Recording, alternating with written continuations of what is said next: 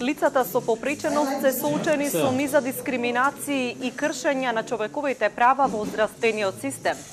Токму затоа семејните лекари и медицинските лица ќе се обучуваат да можат да стекнат дополнителни вештини и знаења, кои што ќе им користат поквалитетно да ги услужуваат лицата со попреченост. Професор доктор Катерина Ставрик, која е координатор на Центарот за семејна медицина при Медицинскиот факултет во Скопје,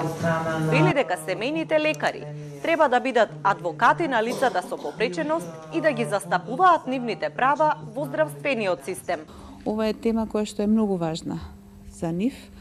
Они се во секојдневен контакт со пациентите, значи и во поглед на родово базираното насилство, меѓутоа и лицата со попреченост се постојано во контакт со нив и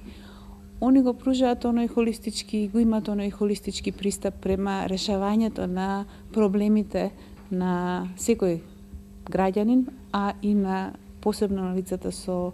попреченост кои што заслужуваат да имаат исти права, иста грижа здравствена како и сите други граѓани. Решавањето на овој проблем според Националното координативно тело за имплементација на Конвенцијата на Обединетите нации за правата на лицата со попреченост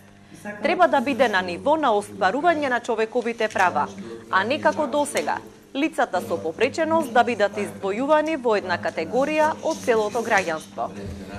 Но тука сме и од страна на Националното координативно тело да кажеме и спецификите во однос на лицата со попреченост, бидејќи тие се здравствени работници и потребно е лицата со попреченост да се гледат и од друг аспект. Здравството ги нуди диагнозите, меѓутоа лицата со попреченост не барат милосрдие, барат гледање од аспект на функционалност, од аспект на рамноправност кон сите права. Државата е обврзана според Конвенцијата на Обединетите нации да создаде услови лицата со попреченост да бидат рамноправни граѓани и да им бидат исполнети и почитувани нивните човекови права, не само во здравствениот систем, туку во целото општество.